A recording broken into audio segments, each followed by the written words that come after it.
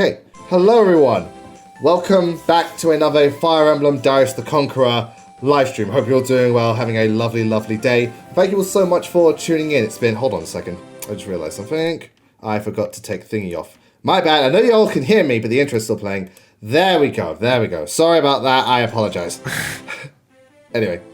So yeah, we're good now. We're good now. Joining me once again is the creator of this game, Zane, or the King Bahamut. It's a big thank you to him for helping out and for making this game. I very, very much appreciate it.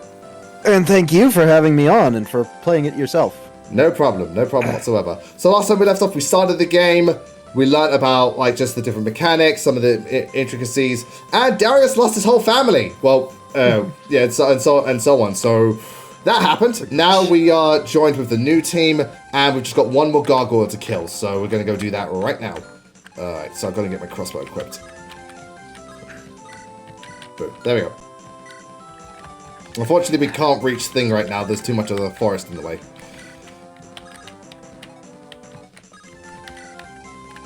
And we got some interesting level ups too along the way. That was very interesting. Yeah, Lysander got the almost perfect level up last time. Yeah. And he missed. Haha. Oh, he missed. Yeah. Also, I don't know if you're watching, but Lance Gravewind and Nicolas Sota, thank you so much for following after the stream. I very, very much appreciate it. Mwah! And once again, Galcian, thank you for resubscribing. Yay, I'm fast! That is Persephone in a nutshell, is lots of speed. I mean, flying units kind of goes without saying. I don't think I've ever seen a particularly slow flying unit. Like, I've seen ones with, like, air speed, like Baruka, but no one particularly slow. Good to see you, Zenny. Hey, Zenny. People kept confusing me for you last stream. Well, one person did. Or at least it was one person. One person did. Also, you know what? I look forward to that too, but you know what I really look forward to this weekend? The Princess Peach demo's out. I'm going to give that a go, and I want to see what that's like. And yeah, Unicorn Overlord, I heard it's meant to be amazing. I just heard the translation's a bit weird. But, you know, it is what it is. I mean, so far, it's probably going to be what FE fans are going to play this year, for the most part. I mean, it's not like we're short for choice when it comes to RPGs. We're spoiled for choice this year. But yeah, it'll be interesting. I'm going to see what the Princess Peach game, though, is like, because I'm definitely interested in that. Yeah. From what I've heard, Unicorn Overlord's actually got a pretty... From what I've seen, Unicorn Overlord's got a pretty good translation. It's just that people were making a fuss about it because it wasn't a direct translation. Yeah, but direct translations rarely ever happen. Everything has to be changed for different languages and cultures. Direct translations are rare. Very rare. I mean, if you look at Fire Emblem Echo's script, you know, the English localization is nothing like a direct translation, and it's much better for it. You know, I have my beef with Echoes, but I do really love its dialogue. Yeah, well, that's the thing. Most people don't bitch about... Well, for the most part, the script is something that people complain about less when it comes to Echoes. I think the only thing everyone agrees on is that the art style is universally accepted as incredible. Good to see you, Makoto. What do you call it? But also, I think it's out everywhere. I don't think it would be UK only. Trust me. You know, video game companies don't like the UK. They really don't. So, if the UK got something, you could bet your bottom dollar that the US did, for the most part. There are some games like Another Code on the Wii, which was originally UK and Japan only. It didn't actually come out in the US, so that was weird. You know what? You know what it is, Zenny? I bet you it's because your name begins with Z, and so does Zane's. And that was good enough for them. Anyway, you were going to say... I was responding to Fire and Ice. He's asking what class I would be if I were a Fire Emblem unit. Either a Wyvern Rider or a Manakete. Okay, so something dragon related. Yeah, something dragon related. Hyperion. Hey, nice. Hyperion, that's the name... Oh, first of all, that thingy sprite with the actual armlet's cool. Hyperion is the name of Heath's Wyvern. Is it? Yeah, Hyperion is the name of Heath's Wyvern. I know, it's one of those weird things. I did not know that. It's a mythology reference, because Hyperion is the sun titan in Greek mythology, so that's why I picked it for that that spell. But yeah, it's interesting because, you know, a lot of Wyverns do have names, but sometimes the characters will either make a big deal out of it and go into it, or other times they won't. It's just an interesting one. Yeah. So yeah, we have... Anyways. So, is he like a Goto? So what happened is at the start of this chapter, we were kind of talking over it last stream, but Darius found what turns out to be a dragon's egg, and the egg just hatched. Yeah. And then I think you thought it was cute, and then it bit her. Hey, Yep. Reaper, good to see you. Nothing, we've literally just got started, that's all. Mm-hmm. Yeah. Yeah, be careful, the dragon's touchy. Mm-hmm. But he's friendly with Darius. Yeah, Darius in particular. Essentially, it's bonded to him. You know, that's kind of a thing with dragons. In certain mythologies and certain stories, dragons are very testy creatures unless they bond with certain people. But then again, that's also because, well, you know, dragons are kind of like in their own class. Mm-hmm. Dragons are never mundane, no matter what story they're in. They're never mundane. Sometimes they're holy, sometimes they're like terrifying, sometimes they're, you know, or like in How to Train Your Dragon, they're like pests, but they're never mundane. Yeah, Galcian, it is kind of like that, kind of like Daenerys from Game of Thrones. But you know, I'll get a little. Yeah, sorry. Yeah, I'll get a little bit more into that in the opening cutscene for the next chapter. Yeah, but you know, dragons in general are like that. Toothless is like that, and so on. You know, lots of dragons, they have that whole attachment thing. Hell, that's the whole point of Aragon, where, you know, Sky, good to see you. Where, you know, hatches the dragon, it becomes attached to him and stuff like that. And Loki, it's good to see you. And I'm glad that you appreciated the video. I'm glad you enjoyed it. I liked the video, but one thing I found really amusing was you did the whole... Is it the ASF thing? Yeah, the whole ASF. Yep, you already commented about that. I know. It still makes me laugh. It's like Giga abandoned that thing a long time ago. Giga abandoned it before I even started doing it. Pretty much.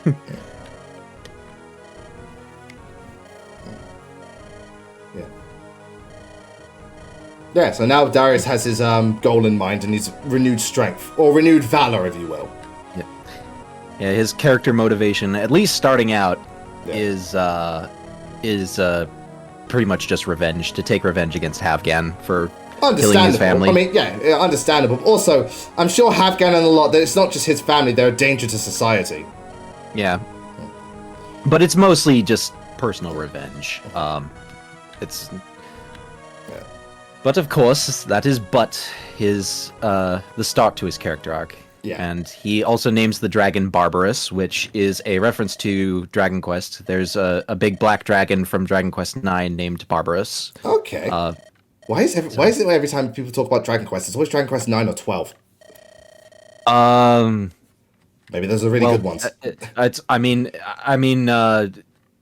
Well, there isn't a Dragon Quest 12. There's up to 11. That's my bad. So I got the numbers mixed up. Well, I mean, 11 is one of the best RPGs I've ever played. I think in terms of like a traditional ass, you know, turn-based battle system RPG, I think it's about as good as those games can get.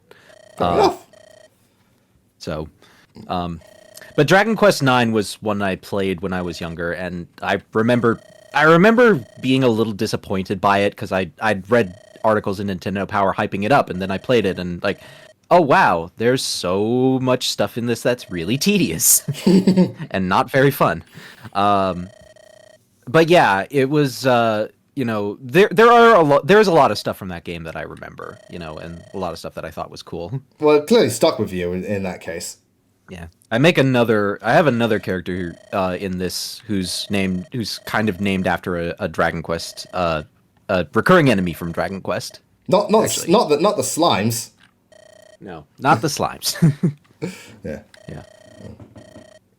And Oratorius fills in a little bit of backstory here, where Darius is being able to bond with his dragon is partly because he's a very distant descendant from one of the ruling families of the Dragovian Empire. Okay, but is it a very loose connection?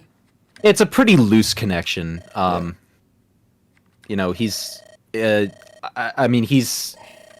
you know, very distant descendant, and you know, we'll get a little bit more about you know, the exact stuff of his parentage. You know, at least some stuff about his mother, but yeah, it's just a thing. It is a thing. Well, it's, you know, it's to give him that kind of like mystical element to his character, and also, you know, explain why he can bond with a dragon, but the dragons generally just don't like people. And then we have this is the first real exposition dump, which basically just gives context about the world.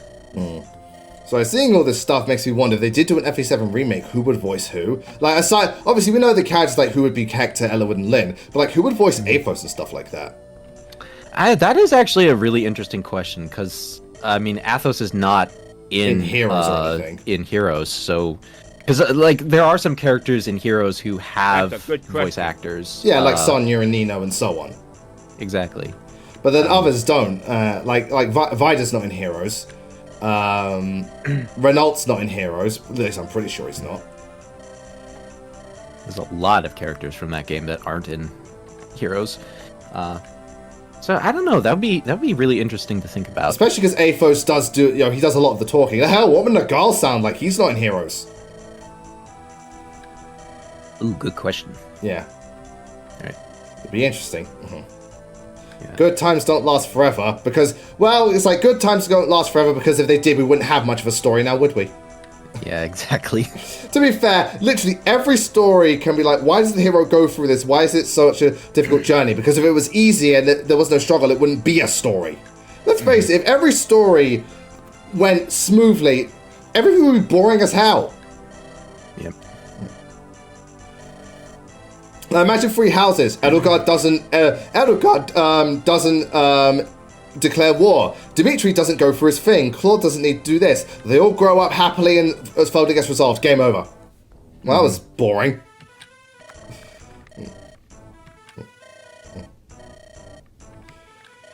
Oh boy.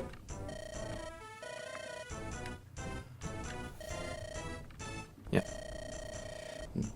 So the Oratorius's little history lesson here basically boiled down to, once upon a time there was an island chain called the Dragovian Empire, full of people who were able to tame dragons. And this is one of the places where my love for George R.R. Martin really shines through, because the Dragovians are pretty much a rip of...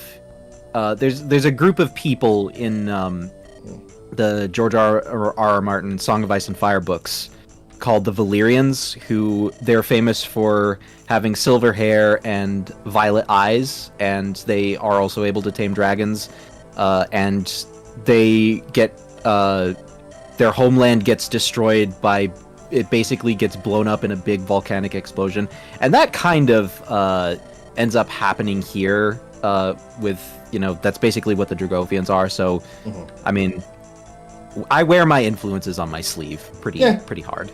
I mean, to be fair though, lots of things do. Even some of the most famous works do. Let's face it, Dark Souls is just one giant Berserk reference. They're not shy about it. More or less, yeah. No, but again, it's like, having an inspiration on your shoulders is fine, especially if it's a cool callback while still being its own thing. Obviously, no one likes a rip-off, but you'd have to be really, really, really, really, like, unoriginal to just rip something off.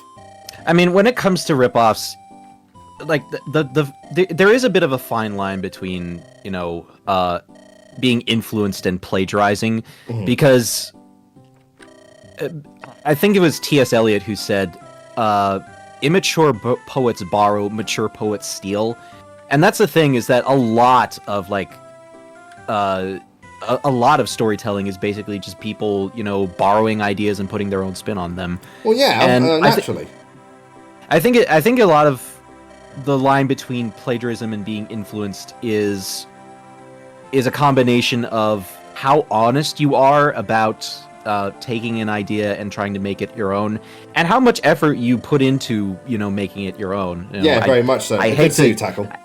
Yeah, I hate to invoke the name of James Somerton, but him and his video essays, they were like, his idea of making all of the stuff he plagiarized his own was basically just adding a bunch of misogyny to it. Oh boy. I'm trying to think of examples of, like, plagiarism. In more recent, well, no, they're not plagiarism, but you know that all those clones of a popular game. Like, for example, remember when TF2 was a big thing and then everything tried to rip it off? The only one that was successful was Overwatch. That's not plagiarism, it's inspiration, but it's one of those ones where it's like, it's clear what you're trying to be. You're just trying to be another TF2. Yeah.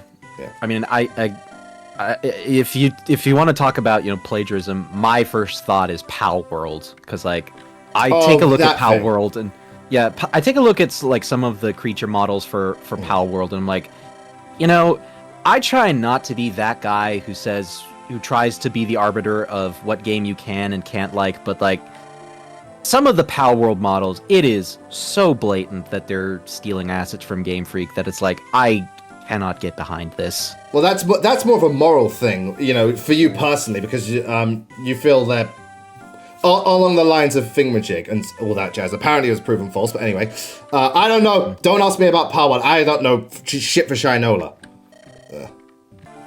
Greeper, a character from the series, you're like, oh well, there's plenty. My favorite is probably Tyrion. That's the person played by Peter Dinklage, isn't it? Correct. Yeah. I have not seen Game of Thrones. Yeah, I was one of the people who never saw it. Or read it. I started off with the show, but I'm much more of a fan of the books that it's based on. Yeah. What's the dragon? The dragon is the one that hatched, and now it's Darius' partner. Why? Because he's the main character. Well, that's the thing. Yeah, Simpsons Road Rage was literally just Crazy Taxi Simpsons. I'm surprised, did they get away with the suing thing? Maybe not, because Simpsons is so big that, like, or especially at the time. Good to see you, Aqua. Maybe because it was so big they didn't get away with it. I remember that Universal tried to sue Nintendo for Donkey Kong. They thought it was a King Kong ripoff. And again, that's that type of thing, it's that fine line. Because Donkey Kong wasn't a ripoff, it was just a large gorilla who stole a woman, so you'd think, you know, King Kong, but it's like, no, it's different. It's like, technically it's different. I mean, when it comes to be honest, a lot of plagiarism lawsuits over the years have kind of just been a case of like companies wanting to squeeze more money out of a thing that gets popular. Yeah. You know. Makes sense. So it's very dishonest, and people likes to point the finger that, oh, Digimon just rips off Pokemon, when they're very different things. Yeah, they are very different things. The only thing that's similar about them the name. Really is the name and the fact that you're, you know, raising and training monsters. But even then, it's very different how you raise and train them in the world around it. Like Digimon's more about, you know, the digital world, raising them more so for battling purposes, and there's more greater things there. Pokemon is more about the personal connection. Yeah, at least a little bit. Yeah, obviously, main people said it was riff-off because one's called Pokemon, one's called Digimon. The whole, it's the Mon thing. Yeah. It's the same with, like, Yu-Gi-Oh! And what was it, Duel Masters or something like that? I didn't even fucking watch that thing. There was that card thing, which everyone thought was a Yu-Gi-Oh! Ripoff. Oh, I know what you're talking about, but I can't remember the name. This guy's fat! Yep. He's got like that Popeye We have look. the boss of this chapter, Publius. His character trait is that he's fat! He's fat! Yeah. Yeah. And we also get introduced to the two lovely ladies on the left. We have Farah the Knight and Winahea the Centaur. Okay. The one with red hair is very, very nice. Yes. Yeah. I am very much expecting Farah to be your favorite character once all of this is over. The knight? She is an armor knight, yep. We'll see in terms of character, but in terms of his unit, let's see about the level up, shall we? Because you never know. Oh, I like her design. That is cool right there. Yeah. Is she an archer or the mage? He is an archer. Okay, yeah, very feminine design, but... Oh, he's also got, like, the elf ears. Yeah. This character portrait is meant to be, Linkle. Oh, Linkle, yeah, but you are Warriors. But you obviously added, like, you know, the fur on the side to make it look a bit more masculine. Mm-hmm. Yeah. Elvish woman, yeah. So yeah, she's an elf. Yeah. Still, this should be interesting. I wonder if there's any enemies to recruit. Does this game have enemies you can recruit? There are enemies you can recruit. There are none in this chapter. Okay. I think the first instance where you can recruit an enemy unit is in Chapter 7. Okay. And now we've got the adorable mage who looks also like a dragon. Well, typical Fire Emblem dragon girl. Yeah. She's meant to be another elf, but the things on the side of her hood don't actually look like ears now that I look at it. Yeah. So basically, the idea of the story here is that Darius wants to get some... Joe, good to see you. He wants to get some practical experience, and so he decides to join up with this mercenary company that Persephone and Lysander work for. Also, Nintendo, good to see you. Oh, you like green hair characters? Well, it's a good thing. Well, I hope you play Nintendo games because they're all about their green haired women. That's the one thing Nintendo are good at. They're good at green haired characters. They really are.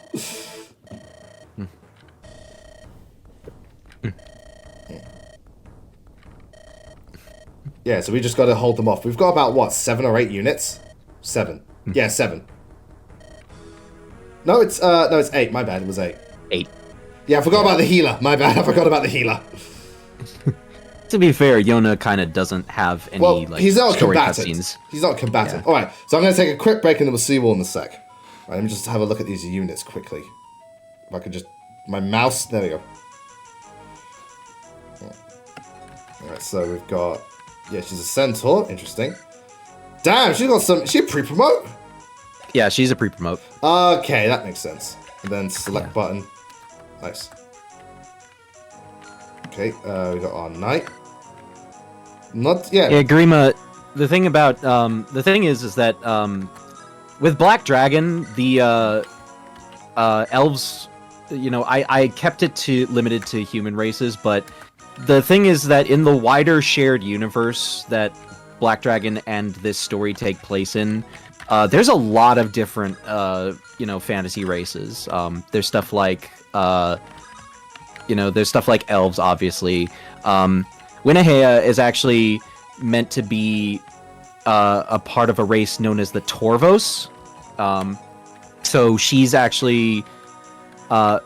This is a bit of a case where I'm kind of limited by some of the assets that I have available, where the Torvos are meant to have bull horns growing out of their heads and, furry legs.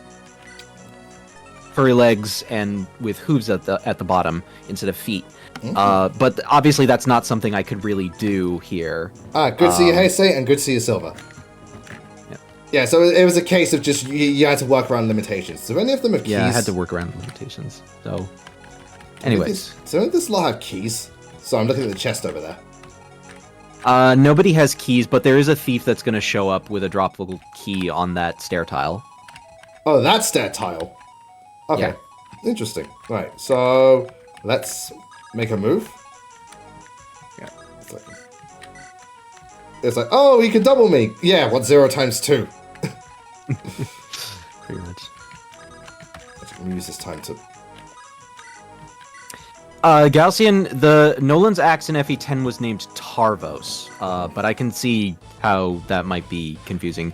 I spell it Torvos, as in, Tor, bull. Yeah, like Tauros. Like Tauros, pretty much.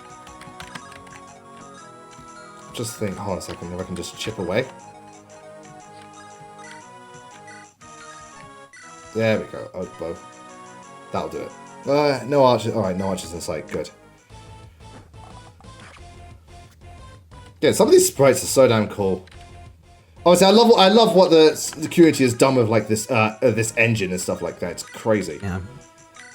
A lot of these sprites I ended up using for Black Dragon, and I just brought them back here. Yeah, the knight in black. Also, another cool detail is this knight could use bows. I just noticed. Yeah. That was a decision that was inspired by Shadow Dragon, actually, because Shadow Dragon has a thing. Yeah, Shadow Dragon is a thing where generals use lances and bows as their primary weapons. Yeah. And I always thought that was kind of cool. So, in this hack, knights start out with lances and bows, and if you promote them to general, they become able to use swords, axes, lances, and bows. Yeah, I'm a bow unit. I know in Project Ember, Wendy can use bows. And in Project Ember, Wendy's actually the best Armor Knight. Or Gwendolyn, if you will. Pretty much, yeah. Yeah. So, I know that, She startles at the move. Oh god, she's like Florina on crack. Yeah. I also love her eyes. Like, I'm not that timid. You get scared of your own shadow. She's a sweetheart, bless her soul. Yeah, Willow is definitely a sweetheart. She's just shy. Pretty much. Actually, Willow has a support where she can have a paired ending with another character, and the character is a Myrmidon, and I pretty much based the two of them and their relationship off of Feliburn. Felix and Lucky. Felix and Bernadetta. Yes. Yeah, and Lucky's constant pushing of that ship. Honest to God, Bernadetta is more scared because Florina's only scared of men. Bernadetta's scared of everything. Bless her soul. She's adorable, but there's reasons. Florina's just scared of men because she's a bit shy, and Ilya and Paganites are mostly women, so she's not used to being around men. Bernie's scared of people because she's traumatized. Yep. And in this conversation, Darius brings up the concept of kobolds. That's another thing that I kind of can't really do in terms of this ROM hack, is that I also have a lot of ideas for unique wildlife. Hold on. Project Ember, why are you saying cringe fanfic? Because Project Ember doesn't change any story elements. It just changes the gameplay. So it's more of a balance patch. It's not a fanfic. Yeah, Project Ember, really doesn't... It doesn't change any story elements. The only story element it adds is Lowen being in it. Which, that's not really much of a thing. Right, let me just go around here. I can break this down. Oh, he's got two bows. Are those elves? Yes, they are. Well, elvish people, yeah. He is elvish. And so is, and this person is she also an elf? Yeah. Willow and Sylvandos are elves. Gotcha. Sylvan elves, to be specific. Yeah. Oh, Project Ember's basically like a retooled balance of Binding Blade. A lot of people really, really like it. Yeah. It's my preferred way of replaying Fire Emblem 6, because I do not like the vanilla version of that game. Okay, well, hold on. Very much. Nintendo, alright, they give them things. If you don't like it, that's fine. But calling it cringe is ridiculous, because the whole point of the patch was to balance the fact that the game was fundamentally very unbalanced and kind of broken. If you don't like it, that's fine, you prefer the original version, but going off and saying it's cringe, despite the fact that its main goal was to fix a legitimate problem with the game, that's kind of dickish. Yeah. Yeah. Exactly as Heisei is putting it. That's not fan fiction. Fan fiction is when you rewrite something, not balance patch. Yeah. Anyway, fire away. Literally, fire away. Oh, and a level up. Fire, as Mario would say. Oh, trust me, I think that's going to be the main thing people want from a Binding Blade remake. Tie it into FE7 better. Pretty much. Oh, nice. So there's quite a lot of mystical creatures in this type of universe. It's more fantasy-like, because Fire Emblem, despite being a fantasy game, it's very light on the fantasy elements. And now I'm poisoned. Joy.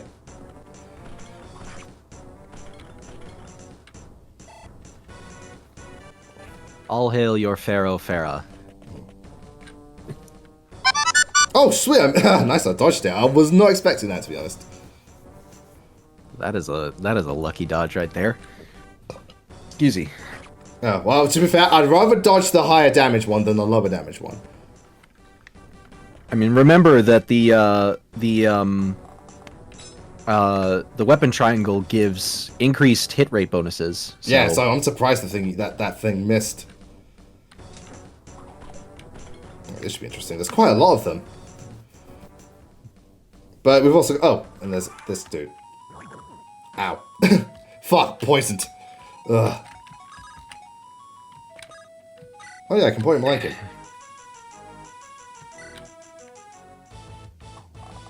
I wonder, does he have pass? He does. I'm helping. Well, we'll get him anyway. Actually, Well, I mean, you No, can it check doesn't. his skills on the status screen. So, okay, he doesn't have Steal. pass. He can Never mind. steal. Yeah. Yeah. Hey, the one-time Archer's actually good for blocking someone down. Oh, so you can also use swords and magic. Fascinating. Yeah, swords, magic, and stabs. Interesting. Very interesting. Right, I'm just looking at her weapon ranks. She's meant to be the actual Jagan of this, since I see. Cyrus Well, died. yeah, our Jagan kind of died. Ugh, tragic. No, stay there, please. As for you... Oh, just enough. How perfect. Hey, it's like... I like her thing. It's Nina with a darker shade. Yeah. It's cute, I think though. that may actually be the vanilla sprite for the female mage from Sacred Stones, actually. Oh, damn, not enough. Yeah, we need to find a way to knock these guys down a peg. I know I can do it. I can use... I can weaken you, and then we can move in from there. Yeah.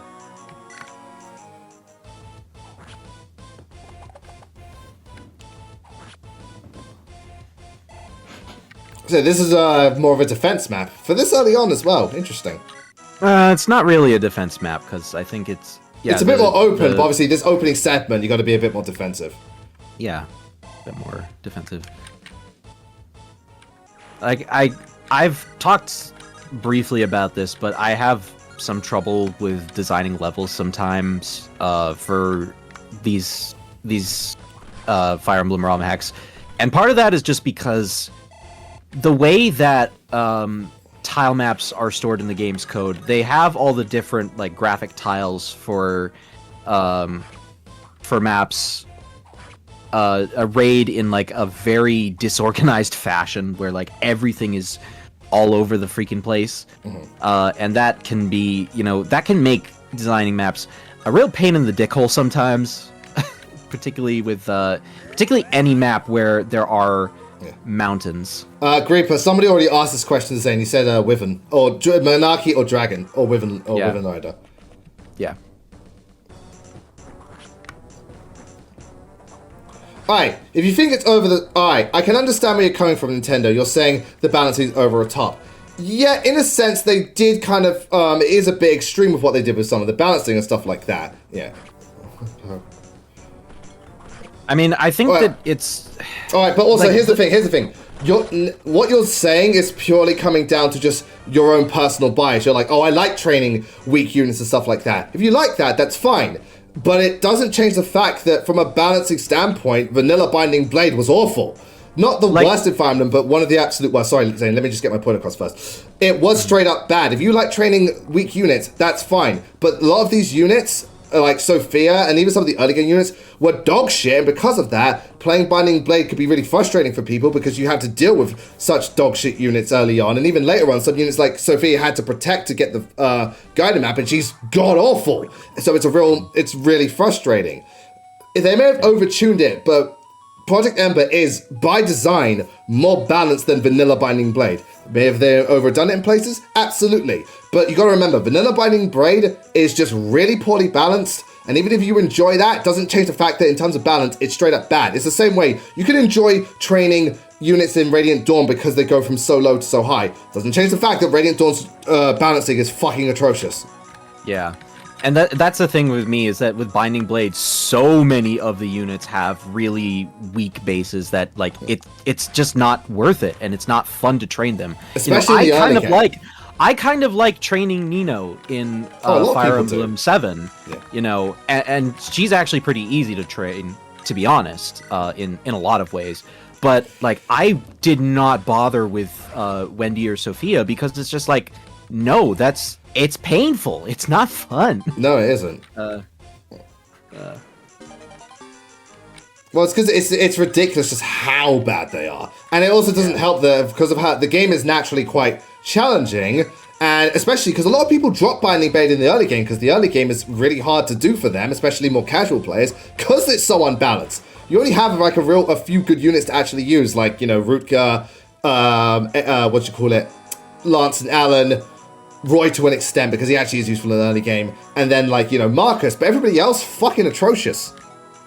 Like, Walt's awful, Boars is awful, Dorothy's not that good, and all that jazz. And then you've got the missions where it's like, and then Trek is not particularly good. I mean, he's a cab, but his stats just not very, his stats just like, It's again, if you have a preference, that's fine, but it doesn't change the fact that some games are fundamentally better or worse in terms of balancing, just from a design standpoint. Right, okay, can't do anything there. But I can go out here. Oh, that guy's got a question mark, so that means he's got something on him. Killing Edge, okay. Nino is a sweetheart, we all love Nino.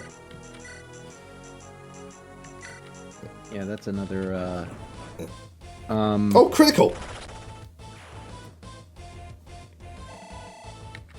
That's another quality of life thing, is that it'll show if an enemy has a effective weapon or a weapon with high critical hit rate. Yeah. Alright, I'm gonna bait this guy out. Yeah. As you do. Yeah, I originally wanted to use a different battle animation for the Myrmidon class, but I was running into a glitch where whenever the Myrmidon would initiate attack against a unit it could double, the second attack would occur during the right as the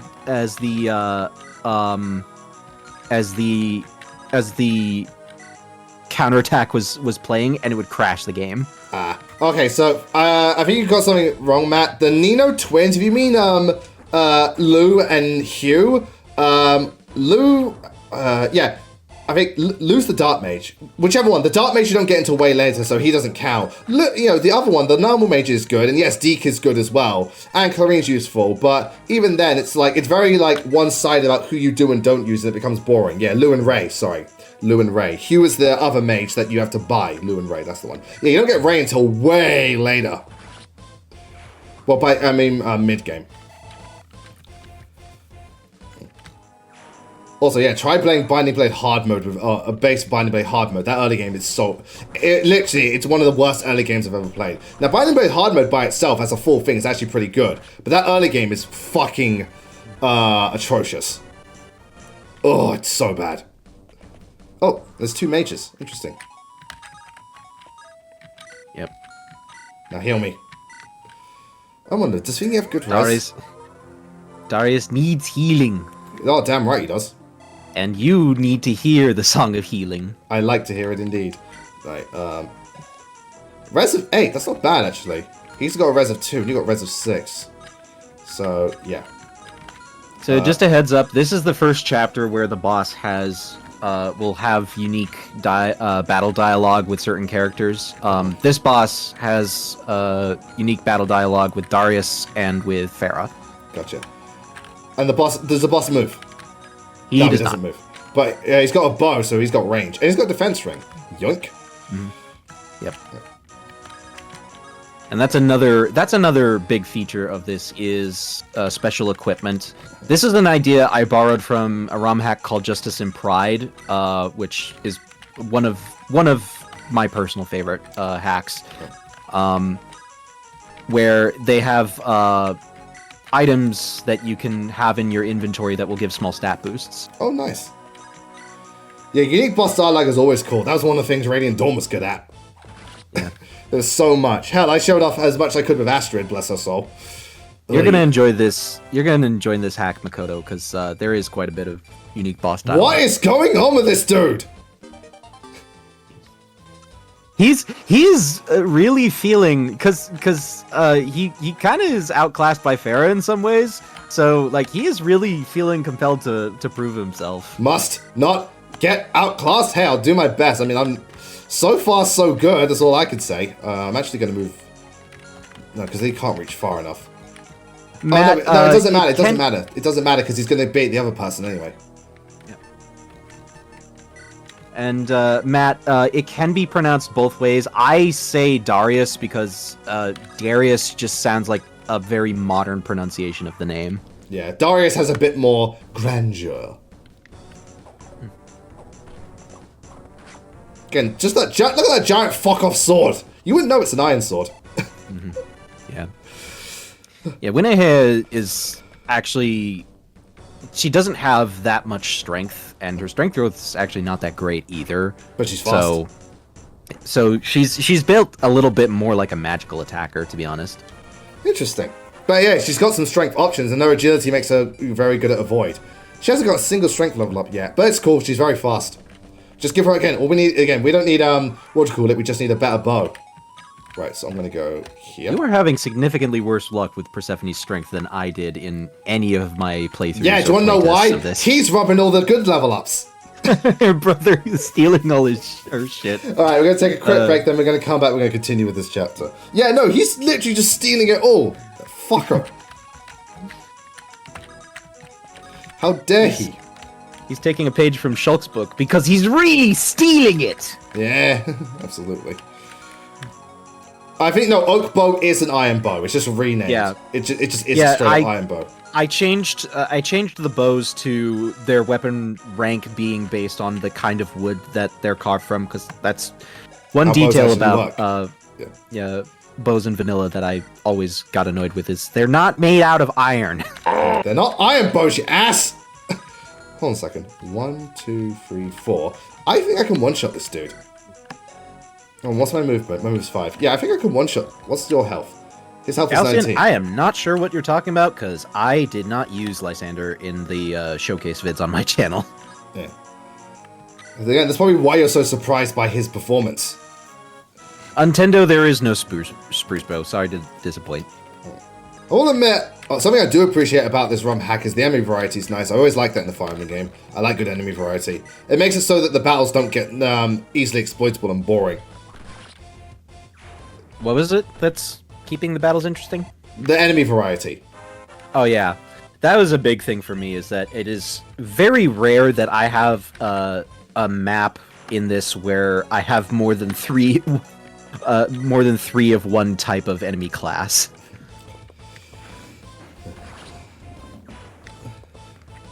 Because even a minor thing, like again, we fought fighters and now we're fighting brigands. Yeah, they're the same. They're both axe-based, but it can make a difference just having a different class.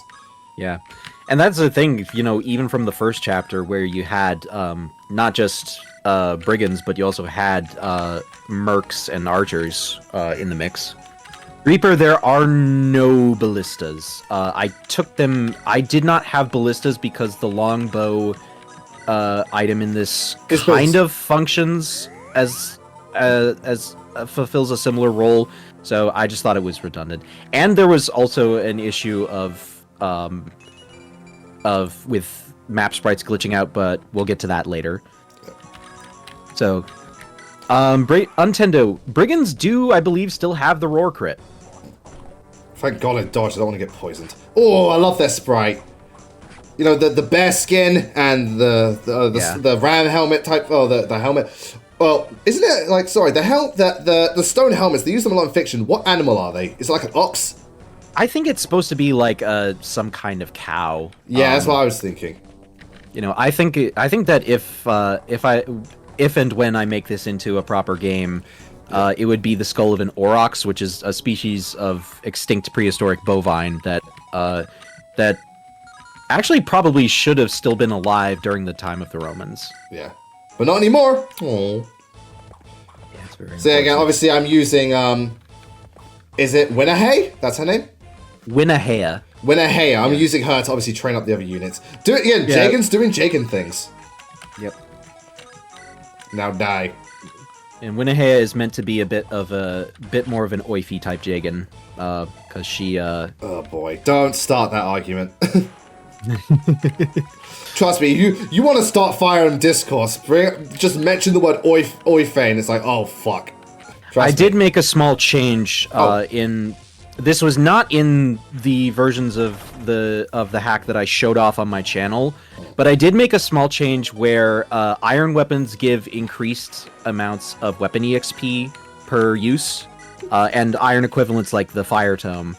And I did that mostly just because I kind of felt like iron weapons were so underpowered that there wasn't that much of a reason to use them.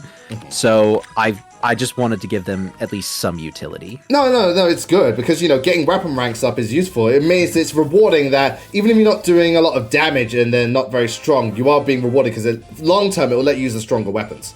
Ooh, nice.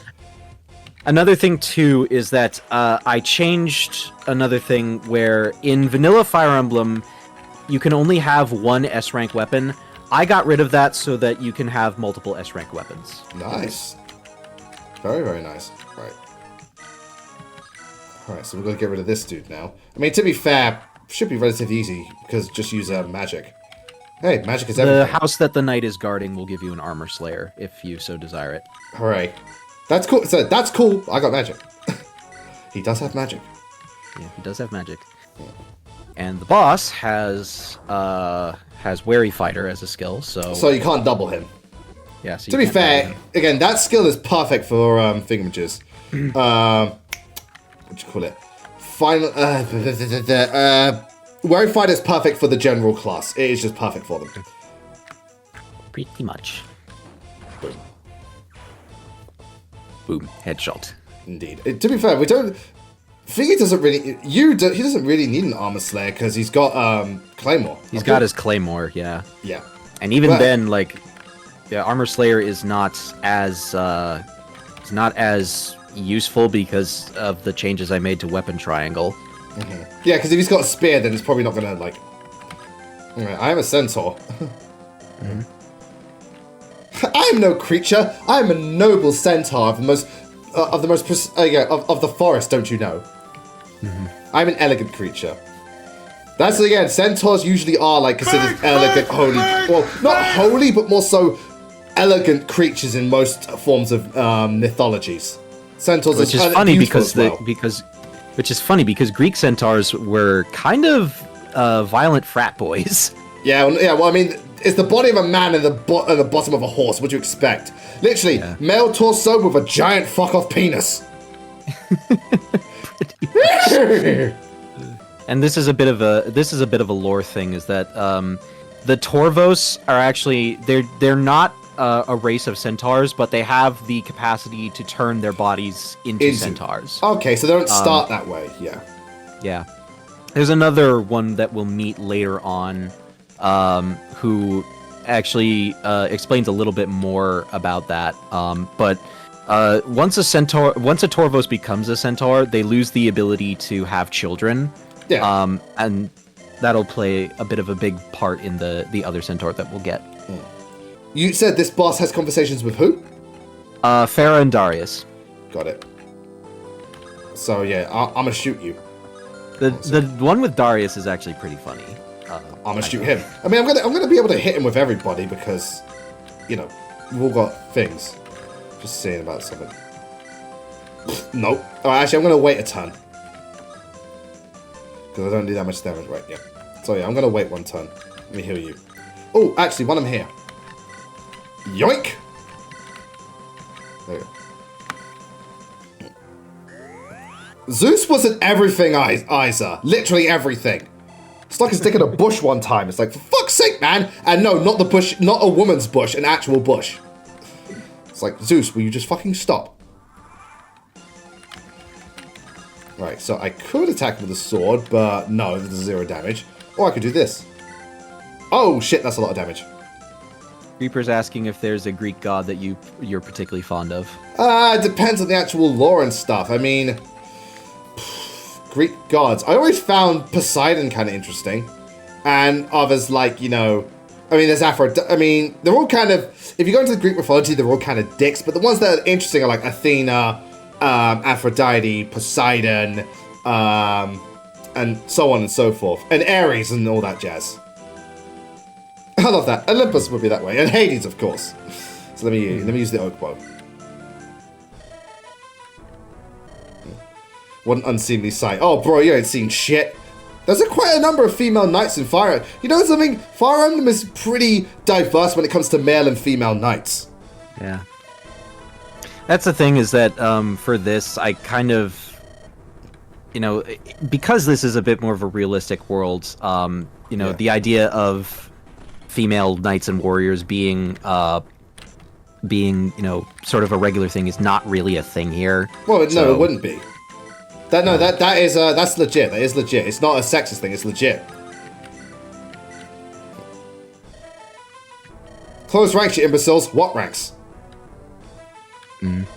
Also, subhumans. Ah, there's that Tellius talk. Yep. It's either subhuman or inhuman is the slur against what are known as in this world as demi-humans. Yeah, you know what? Let's go with the thingamajig, because... Oh, no.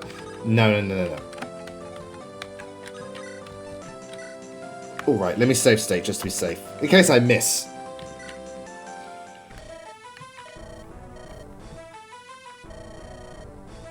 Are you supposed to be a pawn? You look like a fat fuck. Effie, Yeah, Jay, Gwendolyn, Meg, just to name a few. Sheena. Darius is a bit of a savage in this Damn conversation. Right. Cassius Maximus. I like that. It's like, I am biggest dickus. Yeah. Why you little... There it goes. Yeah, Edelgard and... Well, Amelia, it's debatable, but yeah, Edelgard, that's one.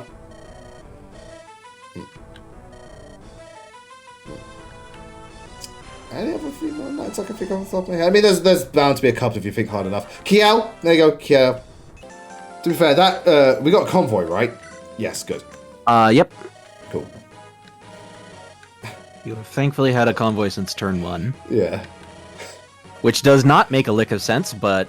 no one's gonna complain, okay? No one's gonna complain.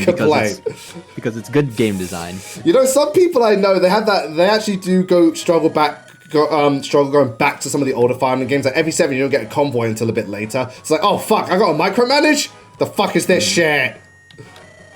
And we learned that the rest of the mercenary company, the Praetorians, have gone off and are fighting on behalf of a city-state called Yurn. Okay.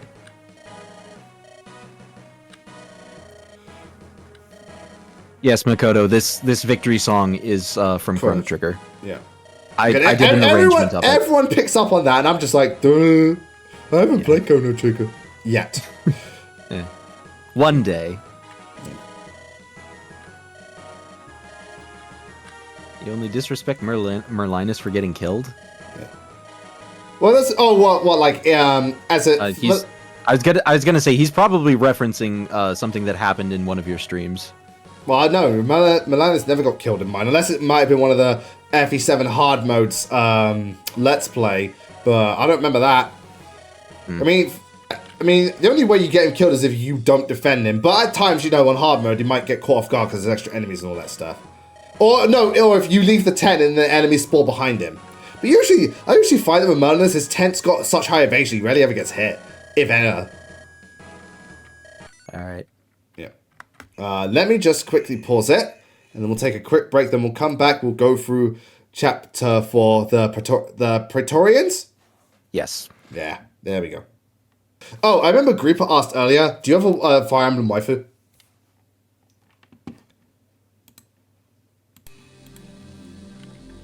Oh, are you asking me? No, yeah, because Grieper asked for you, do you have a Fire Emblem waifu? Oh, I have quite a few. Right, do you have a best girl? Like one that's your favorite above all others? I don't know if I can answer that. Hi, Matthew. Yeah, Matthew is a cavalier. That's fair enough, but, so who are your Fire Emblem waifus then, if you want to go through the ones you've, Azura and Camilla from Fates are two big ones for me. There's quite a few from Three Houses that I'm partial to. Three Houses ladies are wonderful.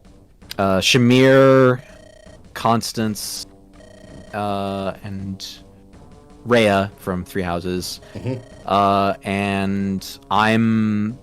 And also Ivy from Engage. Those are the ones that I'm most partial to. Ivy from Engage is wonderful. I love Ivy so much. Yeah. So yeah, obviously these guys are battling it out and things aren't going well. Yeah. It's funny because the enemy army that we fought last time was soldiers from the city-state of Yurn, and now there are allies in this battle. Yeah. Wait. Sorry, Galcian? That's kind of a oxymoron. I get she's hot, but I can't tap that ass. I tap that ass because she's hot. It's hot. It's hot, and she's got massive MILF vibes. I've you know, said this. some men, I've said this before. Well, just some men are super partial to MILF vibes. Yeah, as I get older, I've become more partial to MILF vibes. It's a common it's a common preference when it comes to men. MILF vibes are very much a thing. Yeah, and, you know, Rhea has that MILF energy. Regardless of what you think of her as a person, she's got MILF energy. I've said this before, but my headcanon for the end of Three Houses, if Byleth marries Rhea, is that Rhea demands that Byleth give her a lot of children. Mm-hmm. Although that may just be me projecting and being horny. Yeah. Well, I mean, naturally on Tender, you go from big sister to mommy, and you know that's how the hierarchy works. Yeah. But obviously, more people are partial to MILF than big sister because, well, I don't know.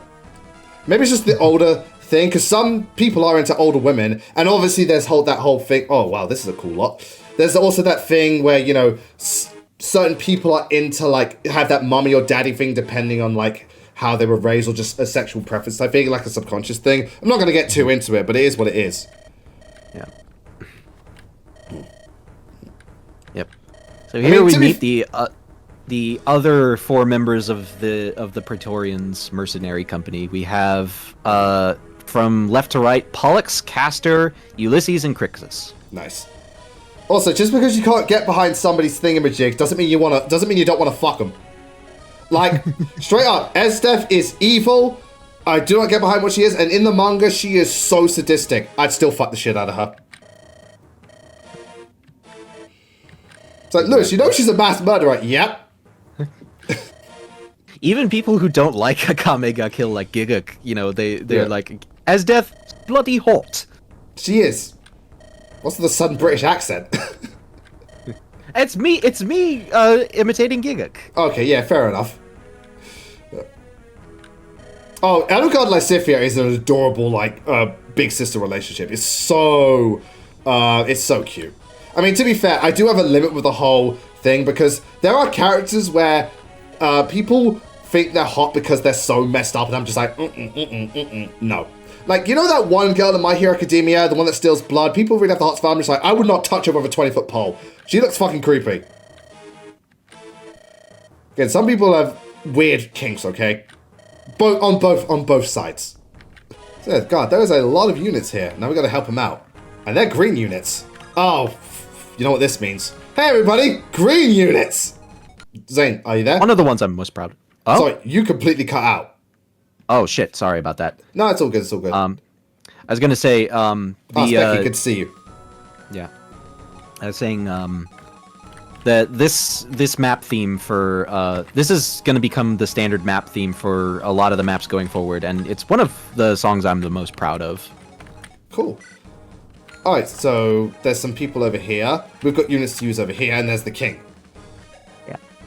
And cool. Commodus doesn't move, so he, is not going to be a factor in this battle, which is good because he would kill steal the hell out of everyone here. As you do. Yeah. Okay. Yeah, this is a ROM hack made by none other than Zane. He made this ROM hack. Yep. Yeah. By Lewis's co-commentator, yours truly. Yeah. All right, let me have this. Let's see. So for this map, you have some green. You have some villages to visit. And there's a lot of talk conversations in this chapter. Well, imagine that. So there's like a lot of new units. Yeah. Right, hold on a minute. I'm just trying to think about how to deal with these lot. No. Reaper, why isn't the king asking what's for dinner? Because this is not CDI Zelda. Yeah. To be fair, I love Zelda CDI memes, but this is not the time and place for that. Yeah, there's not. There's a time and a place. Everything. This ain't it. Sorry, this ain't it, Chief. Okay, hold on. Just seeing who I can and can't reach. I can reach this person, but I can't kill this person. What about you? Alright, she can reach and then she can kill. Cool. Hold on a minute. Exclamation Cavalier mark. recruitable, the green one? Rider's Bane. What green Cavalier? Oh, this guy. No, I don't think any of the green units are recruitable. None of them have names. Yeah, the green units are not recruitable. We get 4 additional units in this chapter, so... No need for it.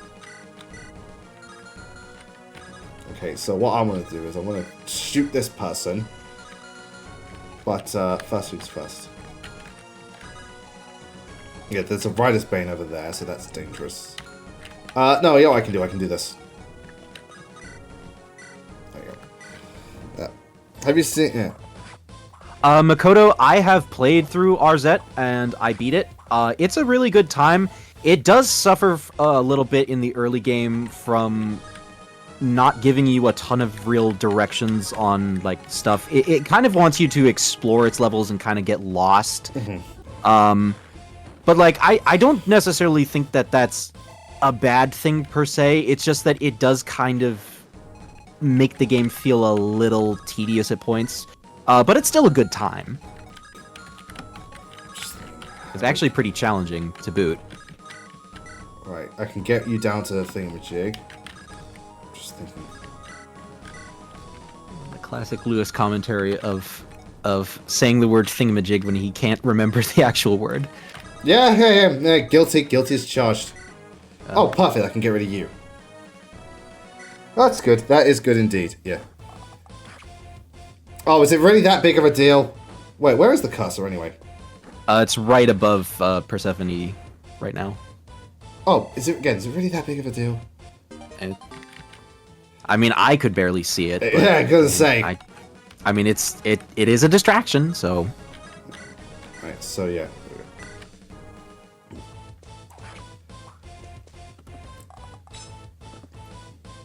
Lol.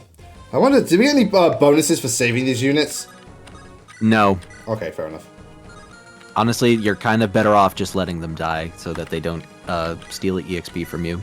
Alright, but it's okay. It's just kind of that thing with Fire Emblem. You know, you're kind of like conditioned not to let that happen. Pretty much, yeah. Right, so let me see. Next is... Oh, Matt, you're trying to learn Godot? Because that's interesting, because I want to learn that game engine too. I have it downloaded on my computer. Is Godot for a particular type of genre of games or just a general game engine? It's just a general game engine, kind of like Unity. Okay. Damn, she's fast. Yep, that is Willow. Willow has good speed. Willow is speedy. Speedy. Boom! I am speed. A lot of these units have speed, especially our Griffin Rider. Oh, nice level up for you. Only didn't, just 2 we didn't get. That's lovely. Oh wow. So Vandos is also trying his best to escape from being outclassed by a bunch of other units. Yeah.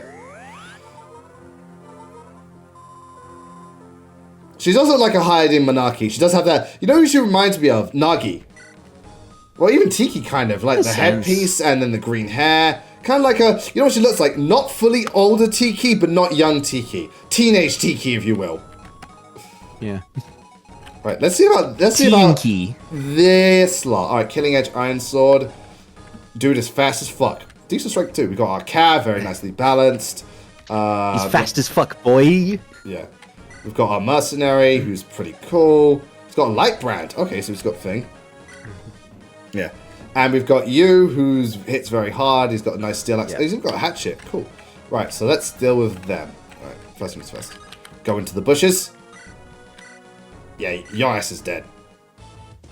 And for people who are watching, I did this with Black Dragon as well, but I made it so that the hatchet is just the replacement for the standard hand axe. The hatchet was so much better than the hand axe. It's like, you gave it to Ross and that thing just fucked shit up.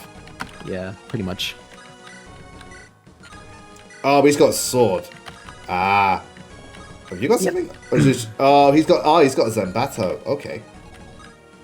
Okay, interesting. Yeah. I will admit Castor is a little underpowered starting out. That's fine. That's why we train. Yeah. Oh, that is so cool. That critical. Yeah. That's the good shit.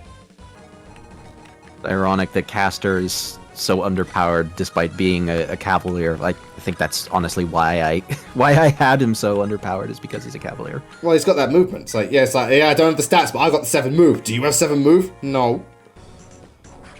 Pretty much. Okay, so this green unit's probably not going to survive. Yeah, they don't know who St. Patrick's is, but fuck it, let's get drunk. Ah, Lance Reaver. Go figure. I mean, that guy was screwed no matter what. Rider's Bane? Oh, fuck. It's almost like this stuff was done purposely to get rid of them. Almost. Oh, shit. Heavy Spear. That's going to hurt. But he's probably very slow. Yeah. Basically. Now he's dead. And Crixus's nickname is Critsus. Yeah, go figure. Oh, this is just peachy. I knew it. Oh, fuck! I'm fast, though. Yeah. Pollux, for some reason, does tend to outspeed units a little bit, despite his... He has a Rider's Bane? Fuck! Sorry. Oh, right. Right. I did not know he had a Rider's Bane. Oh, well. Yeah. We'll just get back to where we were, don't worry. Yep. Didn't see that First death of the... First death of these streams. Yeah. Good to see you, Moon. Yeah. Oh, Lunatic Awakening? Yeah, hey, if you want to be a real glutton for punishment, do Lunatic Plus. That shit's crazy. Yeah, still got the same level ups though, which I'm happy for. Yeah, did not see that. It's because you did your turn actions in the same order, so it gets the same RNG result. Oh, okay, that's not the best. It's 4 hit rate. Yeah. Yeah, because I could take you out, no problem. He's got a thing. Yeah, I can still take him out in one shot, hopefully. Nintendo's asking if... apparently, yes. Apparently, Awakening Lunatic is like the worst, absolute worst Fire Emblem hard mode. I mean, the only one that's quote-unquote worse is Path of Rain is Maddening, but not because Path of Rain is Maddening is hard, as Path of Rain is Maddening is stupidly long. But no, apparently Thingy is like the actual worst. There we go, he's dead. Cool.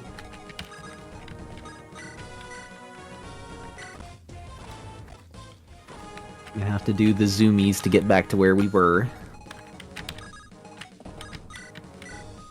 Well, at least he can't hurt me. He's got a lance fit. No, he's got an iron dagger. Okay. Yeah. Dagger weapons are a new addition. They replace the blade weapons in vanilla, because I have never really liked blade weapons as a thing. So daggers are basically... They function kind of like gauntlets in Three Houses, where they're weak weapons that always have a brave effect. Now we're gonna go try... Oh, shit! Ballistas! Oh, fuck, he's probably gonna die. Yeah. Gosh, he isn't gonna die. Oh, shit. That's... Yeah, fuck, man. Everyone's just gonna die.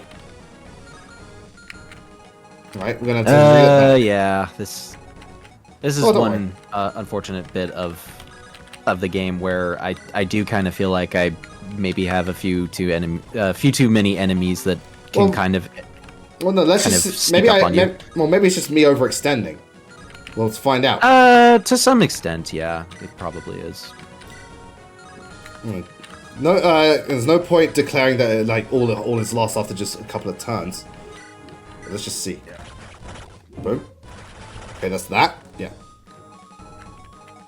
That's true. Well, that goes for any Fire Emblem game, but Tellius especially because they're particularly long. Long and not very interesting for most of them. Well, Radiant Dawns are very nice, but Path of Radiance is no. Radiant Dawns are pretty fun to watch, although I have no idea why the generals take forever to walk across. I don't know, especially if it's a Wyvern. The screen. Oh, if it's a Wyvern, it takes like 5 years. Cool. Let's just see how this goes. He was gonna die though. We knew they were gonna die.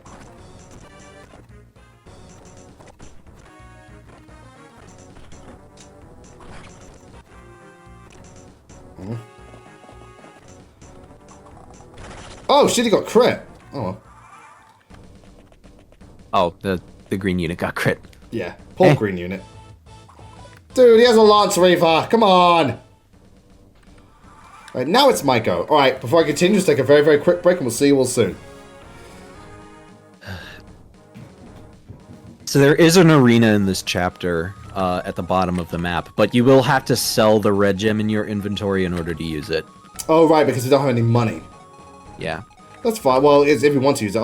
Again, there's other stuff. There's armory in a church. Do the churches do anything in particular? The churches don't do anything. They're just decorations. Okay, cool. They're just there. Yeah. Right. Well, let's go bust some heads. Perfect. Right. Yeah, we got a couple of enemies to get rid of, but that shouldn't be too big of a deal. Ah, perfect. Alright, so should be able to get rid of you. I hope. Yeah.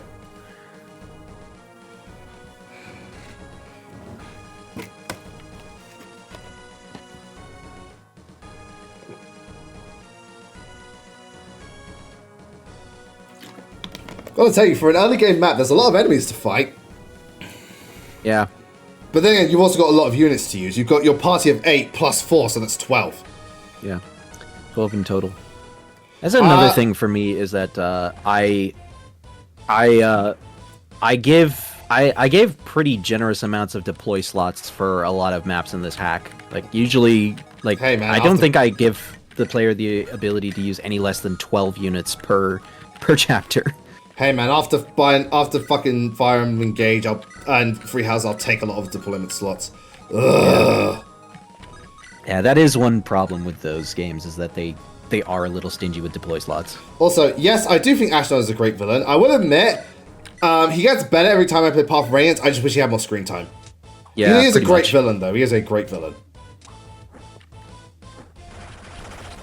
I mean, my problem with Ashnard is that most of the interesting stuff about him is locked in a battle convoy with a unit you do not want him to be attacking. Racing, yes. I know. It's so funny because his racing dialogue's amazing. He's got so many interactions with so much of the cast, but most of the cast can't hurt him, which is why I firmly believe that for the second phase of the fight, he gets the stat boost, but the Yune thing cancels out the armor's blessing, so anyone can hit him. So it's a risk versus reward. Even then, why Racing? No matter how much you stat boost Racing, he's gonna die to Ashnard. Pretty much. I don't know. Check the wiki on Nintendo if he has a Soren dialogue. I do not know. You have to check the wiki. He does not. Okay. Well, that answers that question. But does he have Soren? No. I have checked the wiki multiple times, and he does not have unique dialogue with Soren. Interesting. That's one. That's a miss. That's two. Cool. We must kill them all. Kill them all, ladies and gentlemen. The only problem is the fucking green units are in the way. Yep. Yep. They be doing that. They do be like that sometimes. Yep. Alright, I can get rid of you with my claymore, whereas Fee can get rid of the rest, so that's cool. Oh, sweet! Straight critical. Well, that saves me some... that makes Thunder sword, ho! Hurrah! Right, yeah, they're not moving, so that's cool. There's still a ballista, but the ballista's range is only this far. Actually, you got Darius up to level 10, didn't you? I believe so. So in that case, he should have his first learn skill, which is Drive Strength, I believe. Drive Strength. Allies within 2 spaces receive +4 strength. Quite the inspiring dude. Yep. And I can kill you, so yeah, I can actually kill this dude. Because apparently his defenses aren't that great, and I'm fast as fuck. I'm fast as fuck, boy! I love that meme. Yeah, she is fast as fuck, boy. Yeah. Right. I think I said this last stream, but Persephone is probably the unit who, if we were to do like an objective tier list of unit quality, she would probably be the best unit in the game. Well, there's on what ground? She can fly. All right. Trust me. She can fly, and she uses bows in a game where bows are broken. Ah. Okay, so hold on. I can get rid of you. Can I get rid of the guy at the back? Oh, for the love of God. Oh, I can. All right, cool. He's got an axe reaver. That's perfect. I can easily get rid of him. We'll do just that. Easy peasy. Lemon squeezy.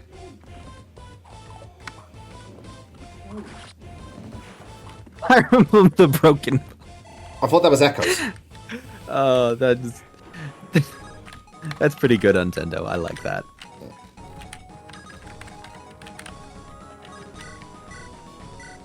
And Grima, the tower segments do kind of have limited deployment slots in a sense. Well, it's limited depending on how you look at it. Because obviously, you actually do get a total of like, hold on, let me think. So, Ike's mandatory. You get a total of you have a bunch of units, and you recruit more as you go up the tower. It's just that, you know, you have like some of the units that you have, you might necessarily not want to use, like Sarnaki and Kurf Naga and stuff. Yeah. That's all. Because I don't think anyone's going to complain, oh, I've got to deploy Ike! Yeah. You might complain about having to deploy Micaiah or Sarnaki or Soth, but, you know. Oh, we got a Rider's Bane. That's good. Yep. Actually, while we're here... Yoink! Take that Rider's Bane, thank you.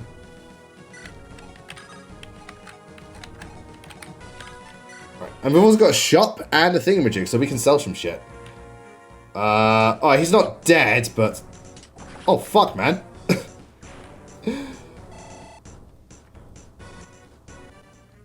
Yeah, it's like, you fool.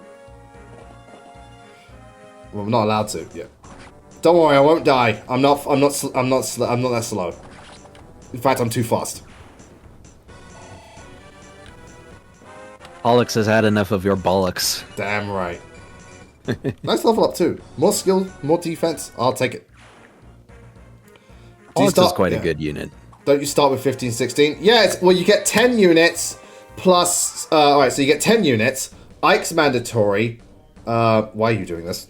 So Ike's mandatory, Makai's mandatory, the 2 dragons are mandatory, Soph is mandatory, and Sarnaki's mandatory. So that's 16. Plus a Heron, I think it's 17 you actually get. Mm-hmm. Oh god, there's reinforcements. Thank god we got axe users though. Sorry, sword users. Axe users, like, dude. Sword users who beat axe users. Damn right.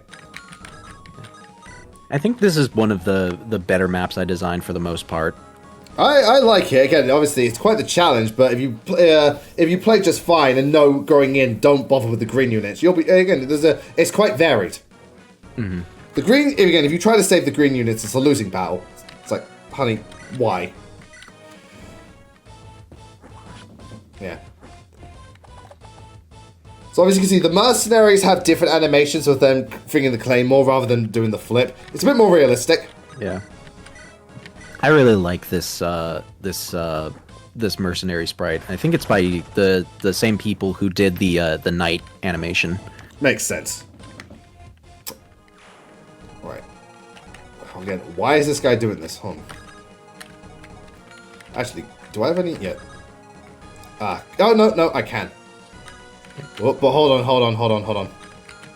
No, we want to take our time because otherwise we're gonna get shot at the sky, and I do not want that. Oh, there's people over here as well. I just noticed. Like, oh right, there's people here. Whoops. Yeah. Oh, speaking of which, and there's also a village in the top right corner of the map. Yeah, but do you notice that, ladies and gentlemen? Remember, I just traded the Rider's Bane. Now fuck off and die. Right, who can reach and who can't?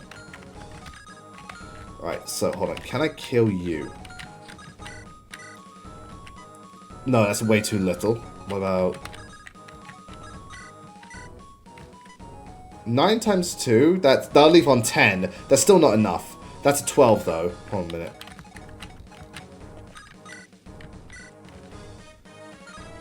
Wait, I just remember also have that skill. It's not gonna... it's too far away. Dang. God damn.